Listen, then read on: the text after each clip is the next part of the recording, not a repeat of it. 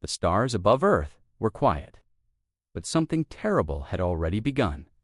Inside Earth's main Space Defense Center, alarms started to scream. A young officer stood frozen at his station. His hands shook. "Commander, we just received a signal," he said. "It's ... not human." Commander Hale moved quickly to the screen. The signal wasn't like anything they had seen before. "What language is that?" he asked. "It's not a language. It's a warning," the officer whispered. Everyone in the room stared as the message translated slowly. Word by word, "To the planet called Earth, you are to surrender. Submit to the will of the Galactic Council ... or be erased." Then came a set of coordinates. Moonbase Echo-7. No one moved. No one spoke. 10 seconds later, the lights flickered. Then came a sharp, blinding flash. From the control room's window, they saw it. Moonbase Echo-7 exploded, not attacked, vaporized, just ... Gone. The silence after the explosion was heavy. One could believe it. Commander Hale's voice cracked. Was that a test? Or a threat? The president was called immediately. The Global Emergency Council was formed within minutes. Across the world, leaders and top scientists joined the secure link. President Mira Lang appeared on every screen, her face calm but her eyes dark. "Let's begin," she said. General Rourke stood behind her. The message was clear: surrender or be destroyed. That base had 200 scientists. Dr. Ellman, head of the Space Sciences Agency, leaned forward. "We've never made official contact with the Galactic Council. Nothing in our records shows any peaceful greeting or warning before this." "Then why now?" President Lang asked. Silence. Commander Hale cleared his throat. "It was never meant to be peace. They didn't want to talk. They wanted us afraid. And they succeeded," whispered a senator. President Lang didn't blink. "I'm not afraid." General Rourke nodded. "What is our response?" Everyone waited. A few suggested negotiation. Others wanted to find more information. But the president stood. Her voice was steady, cold, unshaken. "They destroyed one of our bases, without warning. That was not diplomacy. That was murder." No one argued. She walked toward the screen. Her eyes burned with fire. "Send our answer," she said. "What should we say?" asked the technician. "Tell them Earth has received their message, and we are replying ... with total war." There was a long silence after her words. No one laughed. No one questioned. This wasn't just politics anymore. It was survival. Deep beneath the ice of Antarctica, a machine blinked to life. A cold, silent AI woke after centuries. WRA-1, ACTIV across the solar system. Silent war platforms turned toward the stars. Humanity was not hiding anymore. They were preparing to fight. Above Earth's orbit, old defense. Satellites received new orders on Mars. Hidden bunkers opened after centuries. Ships long buried were rising. Across Earth, people looked at the sky and asked one question: what did we wake up? But Earth had no choice now. The first strike had been made, and Earth would not bow. The Galactic Council had made one mistake, they thought. Earth was small. They thought Earth was silent. But Earth had been waiting now. War had come, and humanity would reply. Not with fear, but with fire. The wind outside the Antarctic base howled like a beast, under the thick layers of ice. The silence was broken by a loud mechanical hum. A deep red light flashed inside the buried chamber. WRA-1, system online. The war. Protocol had been awakened. Commander Hale stood in the control room far above, watching the activation feed. "This system was locked away for a reason," he said. The AI's voice echoed coldly through the speakers. "Threat level, Galactic. Initiating. Humanity Defense Protocol. Wrath-class response." President Lang stood behind the glass window, arms crossed, eyes locked on the screen. "Is it functional?" she asked. Dr. Ellman, watching the monitor carefully, nodded. "Yes, but WRA-1 isn't just a war machine. It was built with full control access to every off-world defense platform, even ones the public doesn't know exist." "Are you saying it can take control of everything?" the president asked. "Yes," he said. "Everything." She didn't flinch. "Then let it." Hundreds of miles above Earth, old satellites began to rotate. Buried stations near Jupiter powered up for the first time in 300 years. Ships, once forgotten, started breathing again. Steel giants hidden in asteroid fields opened their black eyes. Inside, the hidden base on Mars, a deep chamber cracked open. Rows of unmanned war drones, black as night, stood in silence. WR-A1 connected. Fleet authorization. Dark code alpha. Mission. Full galactic response. Meanwhile, in Galactic Council space, the first news of Earth's reaction was received. High Lord Trax of the Xanthari race laughed as he read. The early report, they declared war. He sneered. How amusing! His assistant trembled beside him. Yes, Lord. But we've lost contact with the scout team near Sol. Technical error, Trax said, brushing it off. They're primitives. What can they possibly do? He didn't know what was already coming. Back on Earth, a meeting was held between the top defense leaders. General Rourke pulled up an ancient hologram. This is Project Iron Pulse, he said. It was buried during the peace accords, but we never truly shut it down. On the screen, a map of the solar system appeared. Red dots marked weapon stations hidden in places no one remembered. Wait, said one admiral. Those bases were decommissioned, weren't they? No, General Rourke replied. We just made everyone believe they were. The president leaned in. Are they operational? He smiled grimly. Within 6 hours. Yes. In deep space, a hidden Terran ship moved through the black void. It had no crew, only AI systems and weapons. Its mission, intercept any incoming council ships. It found the first one within minutes. A Xanthari cruiser drifted into Sol space. Scanning the asteroid belt, the Terran ship moved silently, its weapons charged. The Xanthari ship sent a message to the council, entering Earth's system. No resistance, then silence, the transmission. Cut off mid-sentence. The ship was gone. No explosion. No wreckage, just ... erased. In the council chambers. Alarms rang. Another scout ship had vanished. This time, even High Lord Trax went quiet. They single quotes, hunting us. Someone whispered, no, said an elder voice, they're defending. But, with what? Trax asked. They were always ready, the elder replied. We just never saw it. Back on Earth, Commander Hale stared at the map. One by one, Earth's silent weapons came online. Orbital lasers, cloaked missile platforms, AI-controlled hunter drones. WRA-1 had taken full control. The machine sent one message to the president. Earth's firepower at 84%, preparing galactic projection fleet. War begins now. President Lang didn't reply. She just nodded. Then she looked at her team. No speeches, no broadcasts, no warnings. She paused. They wanted war. Let them feel it. At that moment, in a dark hangar on Titan, something massive began to move. A warship miles long lifted slowly from the ice. It had no name, no flag, only one purpose. Revenge. Back in the council system, a group of alien leaders sat in panic. They've already destroyed 4 scout ships, one said. Impossible, another shouted. We sent our best. Your best walked into a trap, a voice said quietly from the shadows. Everyone turned. It was Elder Varn, one of the oldest members of the council. They were silent for too long, he said. Now, they speak with fire. High Lord Trax stood.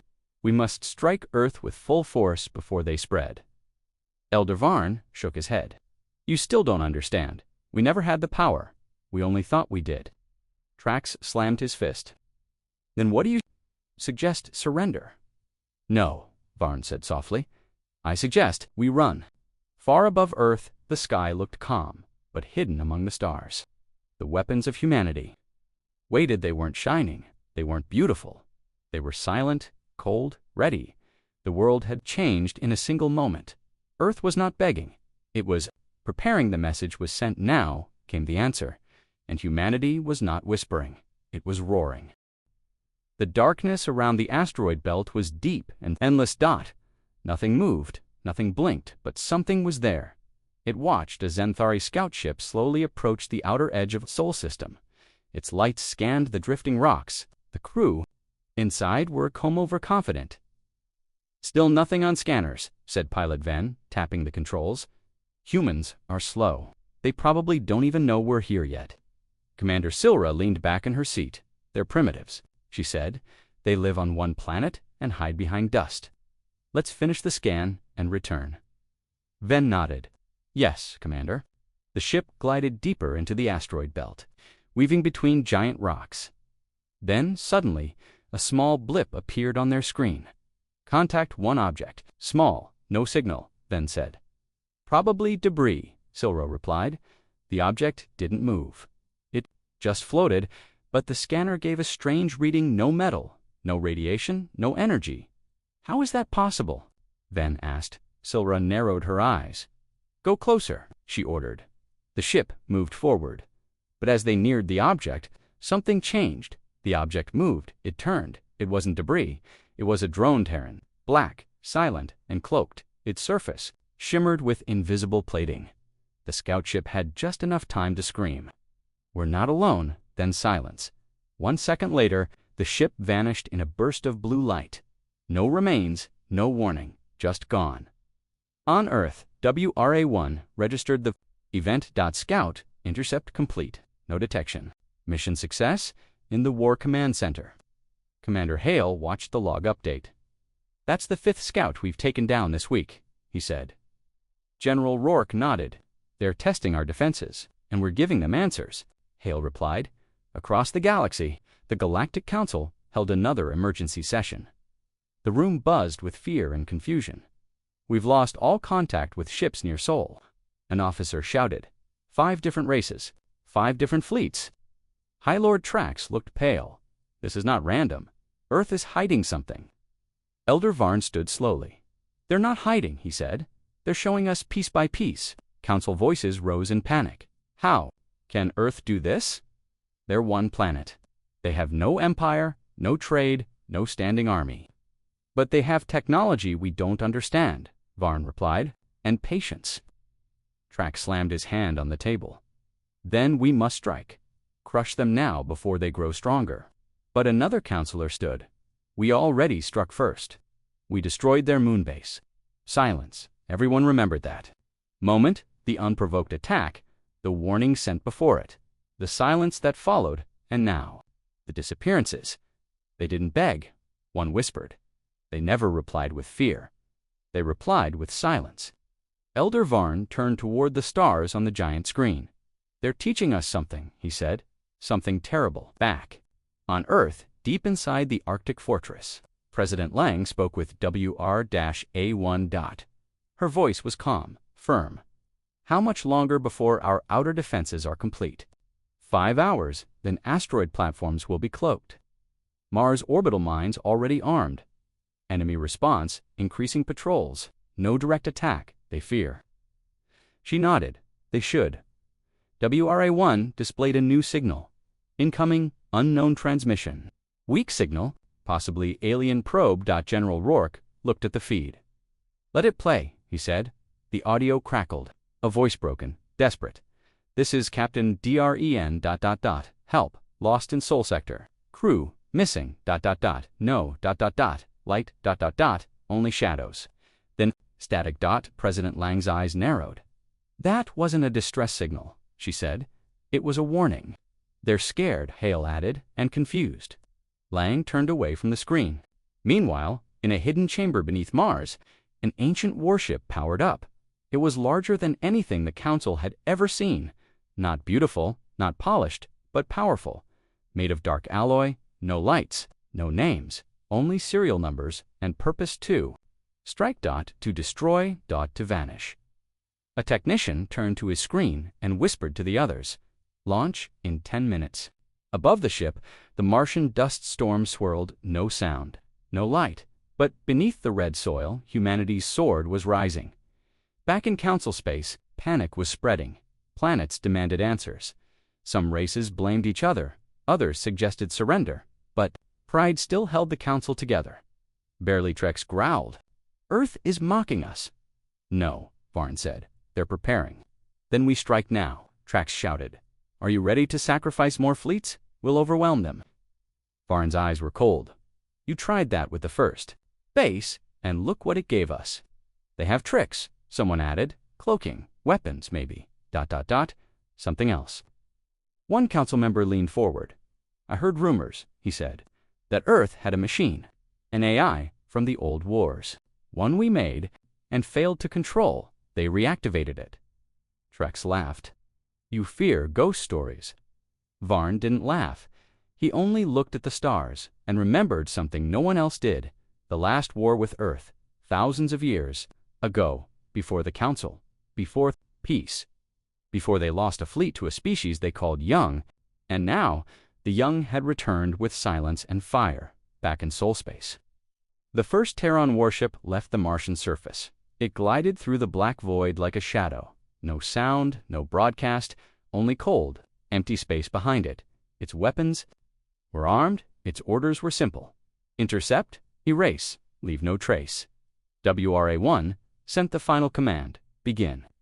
Phase 2, war is no longer coming. War is here. President Lang stood alone in the viewing tower, watching the sky. I hope they understand, she whispered. We didn't want this war, but now, we'll end it. And somewhere far away, in the dark space between stars, the first fire had already been lit. The galaxy just hadn't seen it yet.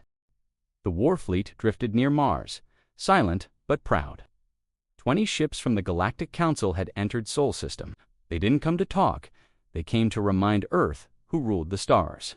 Admiral Kelrose, leader of the Council's strike team, stood tall on his bridge. Scan the area, he ordered. Let's see what the humans are hiding. His crew obeyed quickly. Scanners show no resistance, Admiral.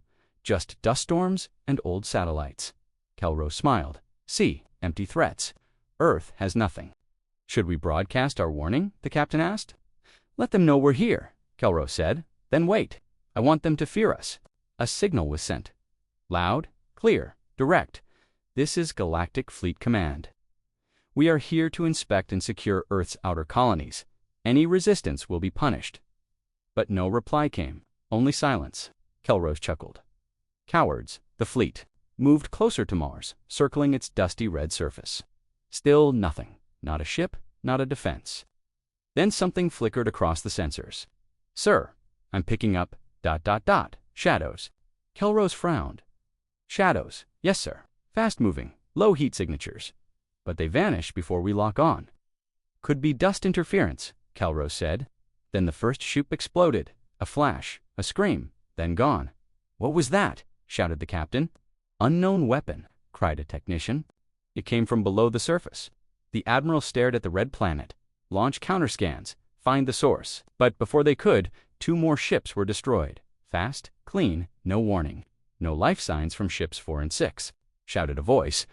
All systems failing on ship 9. They're under attack, Kelrose roared. Defensive pattern now. The fleet scattered, trying to regroup, but it was too late. Missiles hidden under Martian dust shot upward. Silent, invisible, deadly. Within seconds, half the fleet was gone. Shields failing, we're surrounded. Something is jamming our sensors. Kelrose couldn't believe what he saw. No ships, no enemy. What is this? From the command center on Earth, WRA-1 watched it all. Fleet destruction, 62%. Estimated total annihilation, 94%. General Rourke turned to Commander Hale. They never saw us, he said. Hale nodded. Exactly how we planned it. President Lang entered the room. Her eyes locked on the live footage from Mars. They attacked first. We respond without mercy. WRA-1 spoke through the speakers. Council fleets remain unaware of cloaked orbital mines and drones. Should we continue? Lang didn't hesitate. Yes. Back near Mars, Admiral Kelrose tried to call for help. Emergency broadcast. Emergency broadcast. This is Fleet Command. We're under unknown attack. Request the message cut off. A black Terran drone flew through his ship's hull like a ghost. It didn't stop. It didn't slow down. The bridge exploded.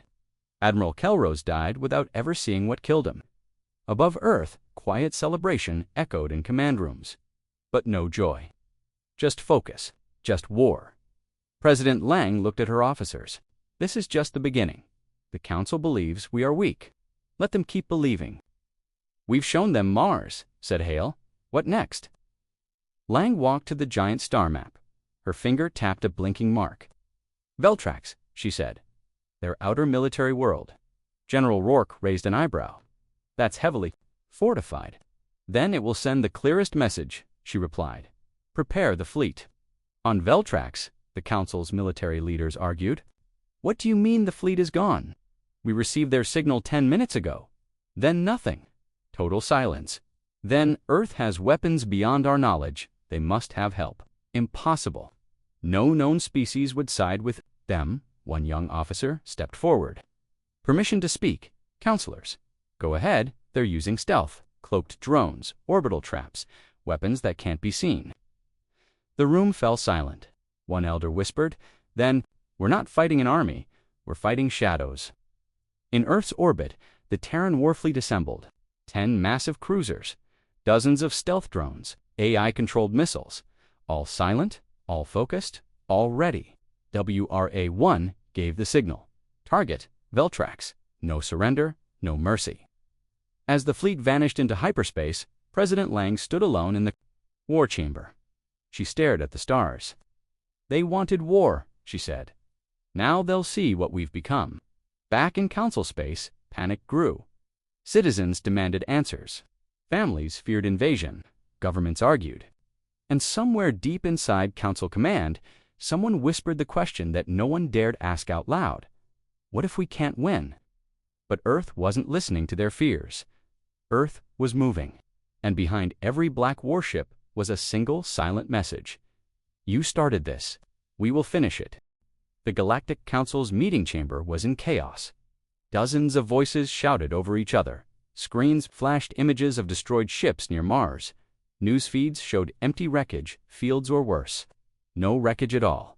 Entire fleets had simply vanished. Admirals argued with politicians. Senators blamed each other. Panic was spreading like wildfire. High Lord Trax slammed his fist on the table. This is impossible. Earth was a single planet. How are they doing this? They have weapons we've never seen before, growled another warlord. They didn't just defend Mars, said a diplomat. They ambushed it. We sent a powerful fleet, a general shouted. They wiped it out like smoke. An old counselor raised his hand. The room quieted. Elder Varn stood slowly. He didn't look angry, he looked afraid. We didn't listen, he said. We gave no warning. We sent threats. We destroyed one of their colonies. And now, he looked around the room. They are answering. The lights dimmed, and aid rushed into the chamber. Urgent broadcast just received from our outer colony Veltrax, everyone. Turned to the central screen. The image was shaky. A Veltraxian officer appeared, panting, covered in blood. ... This is Commander Pral ...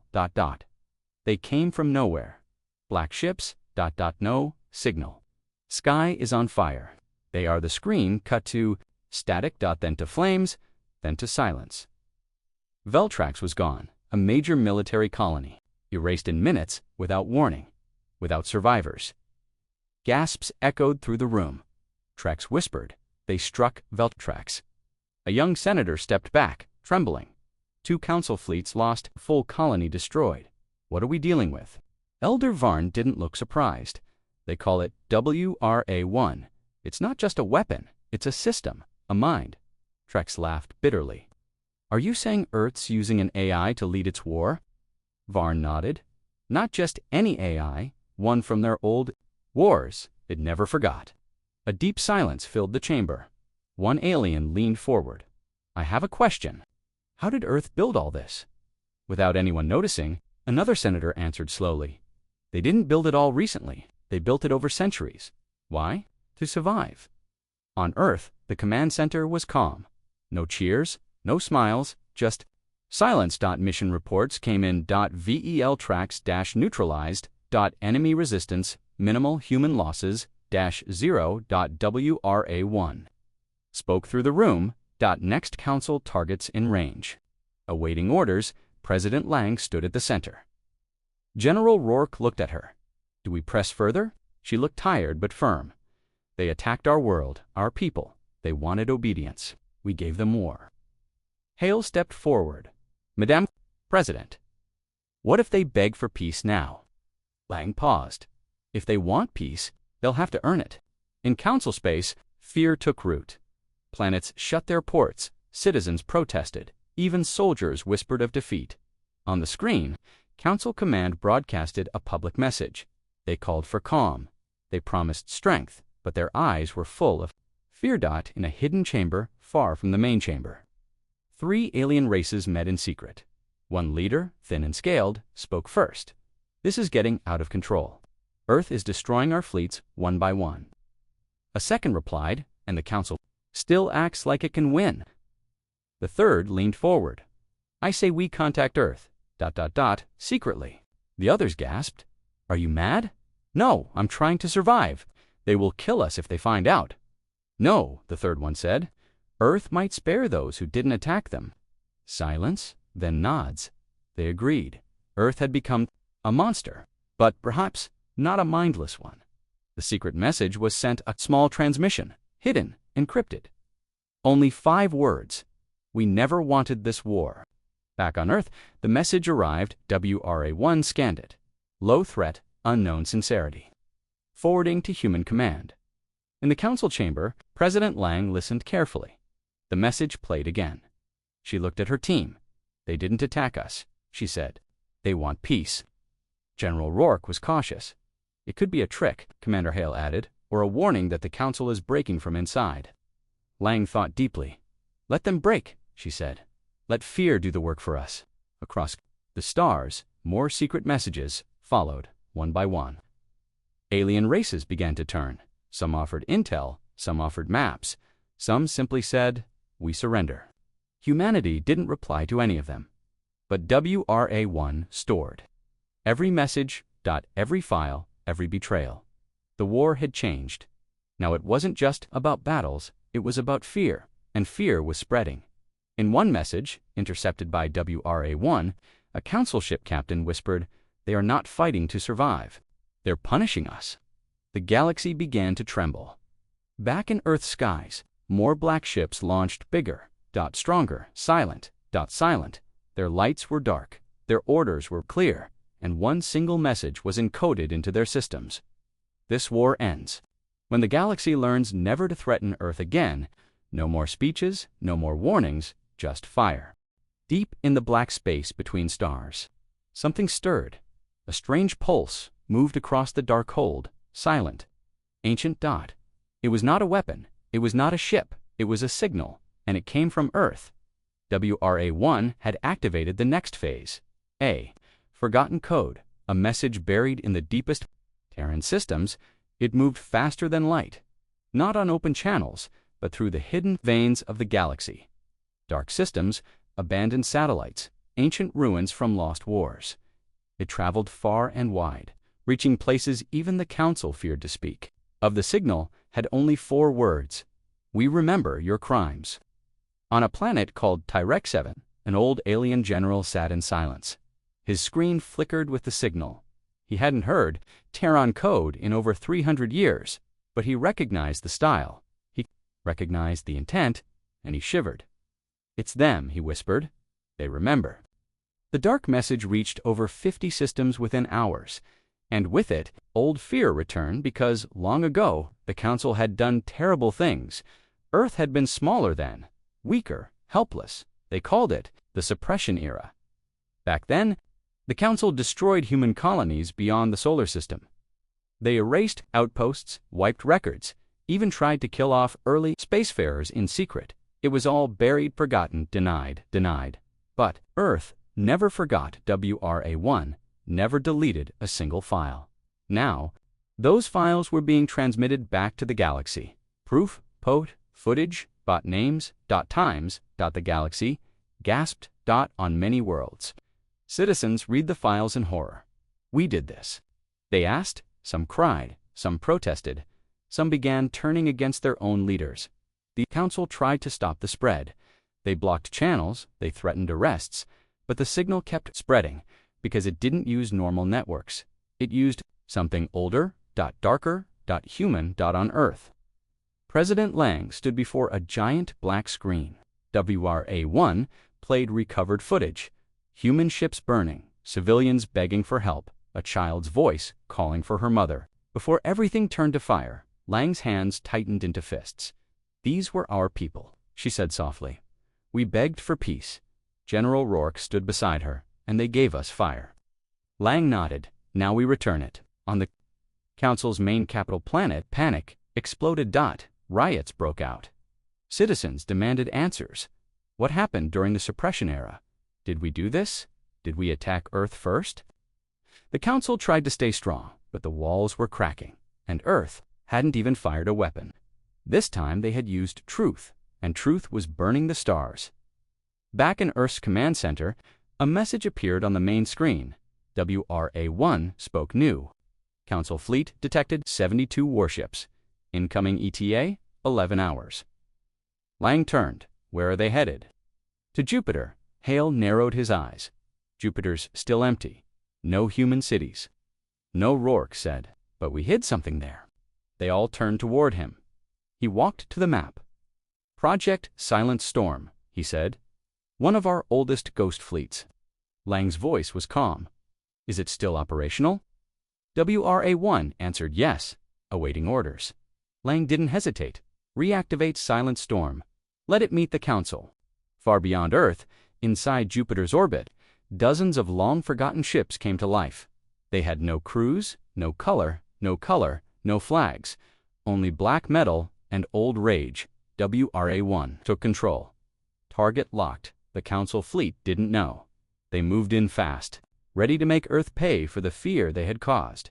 They never reached Earth. They never saw the trap as they passed through Jupiter's gravity field. Hundreds of mines exploded. Council ships scattered. Some tried to escape, but the Black Terran ships were already there. Fast, invisible, precise.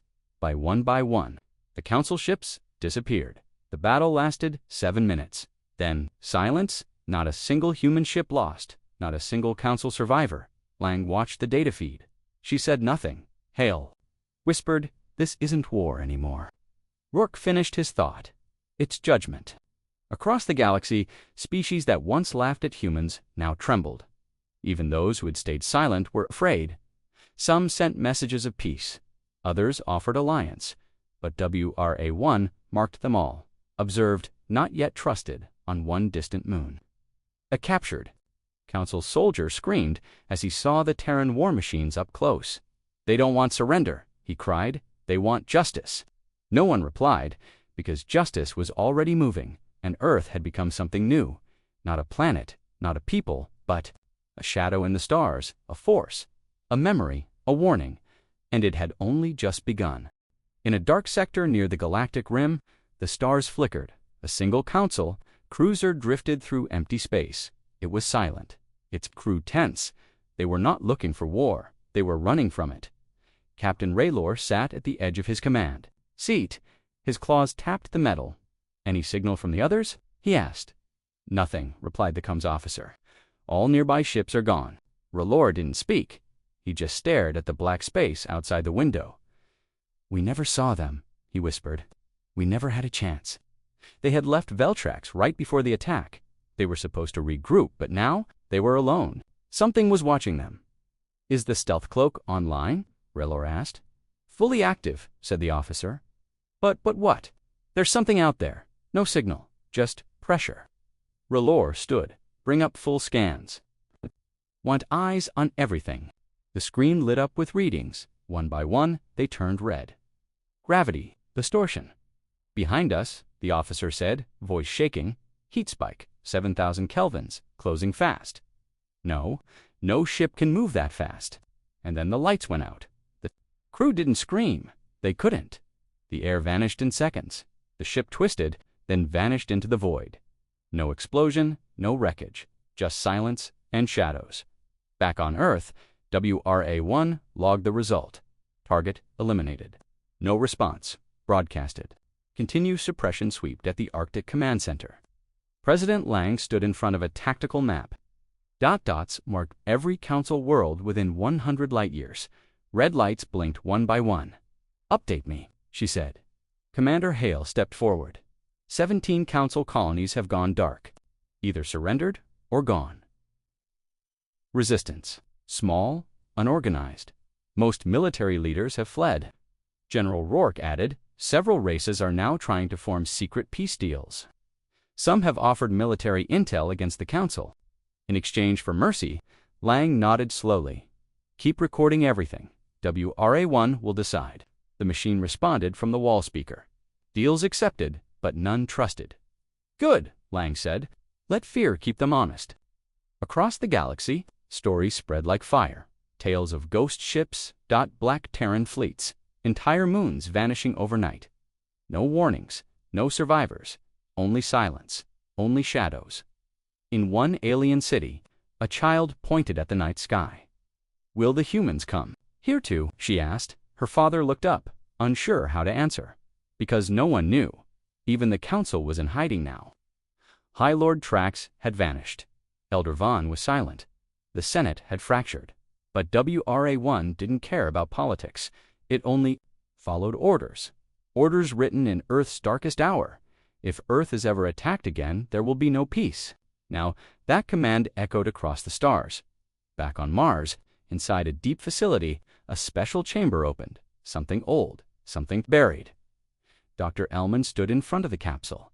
Inside it floated a single artifact, a human brain. Preserved in liquid, it glowed faintly. Lang watched through the glass. "Is it ready?" she asked. Dr. Ellman hesitated. "We never finished it. It's not AI. It's something else. A hybrid. A mind-human instinct mixed with machine logic." "And it remembers?" she asked. "Yes," he said. "It remembers everything. The first betrayal, the Council bombings, the suppression era." Lang stared through the glass. "Wake it." "You're sure? Yes, even if it doesn't listen to us?" She nodded. Double quotes. "If it remembers Earth, it will know what to do," the chamber hissed. The brain pulsed once, then the lights dimmed. A voice echoed from nowhere. "I was there. When they burned us, now I burn back." Across the stars, WRA-1 paused. A signal reached it. Not a command. A feeling the war mind had returned, and it was angry. WRA-1 adjusted its protocols. New override accepted. Directive: total galactic retaliation. On the outer edges of Council space, a fleet of refugees tried to escape. Dozens of ships filled with civilians. Old, young, wounded. They weren't soldiers. They weren't guilty. Slowdot, one of the Council elders on board, sent a desperate transmission. "We are not part of the war. We are unarmed. We are innocent." WRA-1 received the message. It paused, then rerouted the fleet. No attack, just silence. The elder collapsed in relief. But, above his ship, a small black drone watched silently, recording everything. The war mind had spoken once. Mercy is not weakness, it is choice. And Earth was choosing carefully. Lang stood at the Mars command deck, watching two new fleets launch. "Where are they headed?" she asked. Rourke answered, "Core Council systems. Direct strike." She looked out into the stars. "Then the heart of the galaxy will soon know how Earth answers betrayal." In every direction, black ships moved without light. Weapons charged, drones followed, satellites turned, and in the shadows of the stars, one truth became clear. Earth was no longer a victim. It had become the judge, the executioner, and the galaxy was now on trial. The stars over the Council's capital world no longer felt safe for thousands of years. They had ruled from this placid-touched, proud, and above the rest. Now they looked to the sky with fear. Every citizen knew the silence was coming. The humans were coming. Ships passed overhead like shadows, hundreds of them, blotting out light from moons and stars. People whispered in the streets. They wiped out They turned Jupiter into a graveyard. No one sees their ships. You just hear the silence, then you're gone. In a dark control tower high above the city, alarms began to ring. An officer rushed into the war chamber. "We have incoming signals. They're close." "How close?" barked the general. The officer's face was pale. "Inside our system." Gasps filled the room. The last line of defense was already gone. The fleet that once protected the capital had never returned, and now no one was left. They never even responded. Someone whispered. The officer checked the screen. 50 ships. All Terran. No identification, no broadcast. They're just here. A distant boom shook the sky. The generals looked at each other. "Is that one of ours?" "No," the officer said. That was an orbital platform. It's on. More lights flashed on the screen. One by one, Council defenses vanished. No explosions, no laser fire, just ... ERA-SURE. Back on Earth, President Lang stood before the Mars control panel. Report. WRA-1 responded instantly. Capital defenses at 27%, no major resistance. Phase 7 activated. Casualties? None. We haven't been touched. Commander Hale stood beside her. They're too afraid to fight back. General Rourke added. Their cities are full of civilians. That's why they're hesitating. Lang turned, and that's why we won't strike first. Everyone paused. Hale frowned, but that's their homeworld. They destroyed our colony without mercy. Lang nodded. And that's what separates us from them. She walked to the center of the room. Send the message. Rourke hesitated. What message? Lang faced the screen. The only one they need to hear. WRA-1 sent a pulse. A wide broadcast dot. It covered every council. Frequency, every screen lit up, every speaker crackled, and one message echoed across the entire council world. Simple voice, clear, human, we remember. The transmission ended, nothing more. Just 2 words, but the effect was worse than any weapon. The council chambers went silent. High Lord Trax, hiding in a fortified mountain, froze. Elder Varn dropped his head into his hands. They're not here to conquer, he said. They're here to punish. Outside, in orbit, Terran ships formed a ring around the planet. No attacks, no movement, just pressure. One counselor whispered, they want us to destroy ourselves. And slowly, it started happening. Planet-wide panic spread. Old secrets came out. Factions turned on each other. Soldiers refused orders. Citizens stormed bunkers, council control cracked, and Earth never fired a shot. Back in space, inside a black Terran warship, the Warmind activated a hidden chamber. Inside it, dozens of old files glowed on a screen. Footage of forgotten council crimes, weapons testing on primitive species, slave colonies, banned experiments. Earth had kept it all. Now it was time to show. The Galaxy. WRA-1 transmitted it all, in real time, live. Unfiltered. Across thousands of systems. Citizens watched in shock and horror. The truth. The buried truth. The Council was not the hero of the stars. It was the villain, one by one. Council member worlds began to break away. They lowered their flags, burned their crests, and raised a new symbol. A white flag of surrender. To Earth. Or more truthfully, to the silence. At the Mars base, Dr. Ellman entered the command chamber, his face grim. We just intercepted new signals. Multiple races are offering full cooperation. Do they mean it? Lang asked. No, WRA-1 answered. But their fear is real. That will keep them in line. Lang looked at the screen again. The council world was collapsing.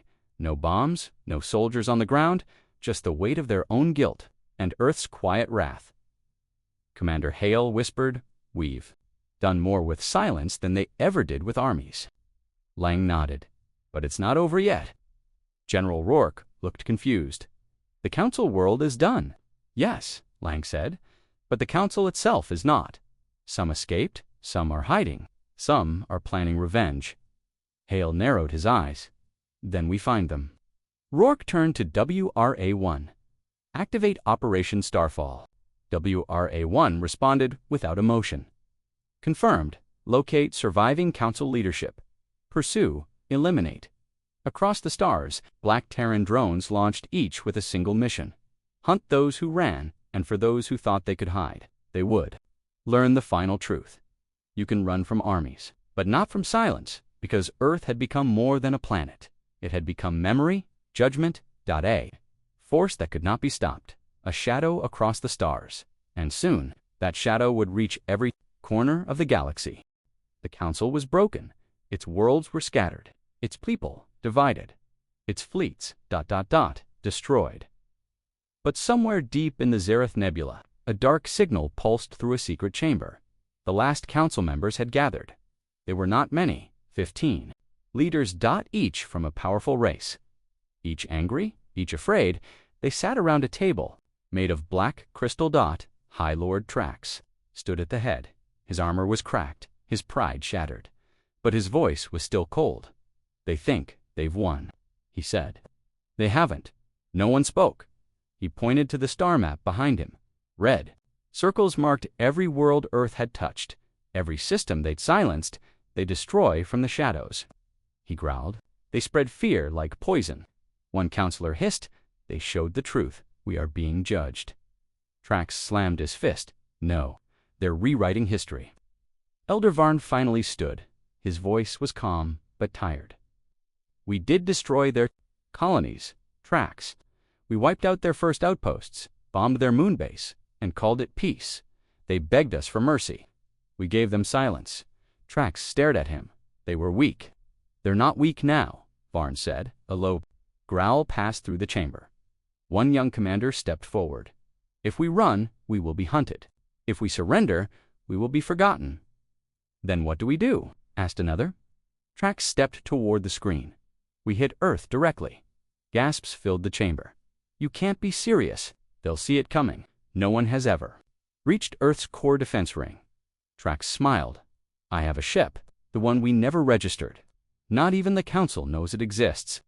They looked at him in silence. He continued. "Built from the bones of a dead star. Powered by quantum void matter, fast, invisible, deadly, enough to make Earth feel what we felt. A dark plan formed, revenge. Desperation, desperation back on Earth." Back on Earth, WRA-1 detected a faint energy ripple. Unusual movement near Zareth Nebula. Inside Mars Command, President Lang turned to the screen. "Can we trace it?" "Not yet. The source is old tech." Hidden. Hal frowned. That's where most council leaders went dark. Rourke stepped forward. This could be their last move. Lang nodded. "Put the home system on red alert. Activate the Citadel." Far below the Earth's surface, inside the core shield vault, something ancient began to hum. Massive engines turned slowly. Energy swirled around the great chamber. The Citadel was not just a bunker. It was Earth's final line, a fortress the size of a moon buried under their own soil. Its armor made of neutroforged alloys, its core powered by the sun itself, and at its heart, the war mind, fully awakened now, ready, watching, waiting, across the galaxy. Small human scout ships scanned the void. WRA-1 had one mission: find the enemy before they reached Earth, but the Council's shadow ship moved silently to silent. Even WRA-1 struggled to catch it. Only faint traces remained. Burnt space, gravity scars, signs of something unnatural. "They're coming," Hale said. "They want to end this with one strike." Lang stepped forward. "They won't." She stared at the glowing map. "Because we'll end them first." WRA-1 opened a hidden protocol. Project Spearful Line. 12 black Terran cruisers uncloaked near Zareth's edge. No warning, no signals, just darkness, inside the shadow ship. Trax looked at the sensors. "Something's wrong." The ship replied, "Unidentified energy spikes. 12 unknown vessels inbound. They found us." The Terran ships moved in perfect formation. No fear, no voice, just precision. Trax screamed, "Charge the core, prepare the weapon." But it was too late. The first Terran cruiser struck like a ghost, piercing the shadow ship's hull. No explosion, no damage to the others, just one clean cut straight to the engine room inside. The void matter reactor started to collapse. "Contained," it shouted an officer. But nothing could stop it now. A black hole bloomed inside the ship, slow, silent.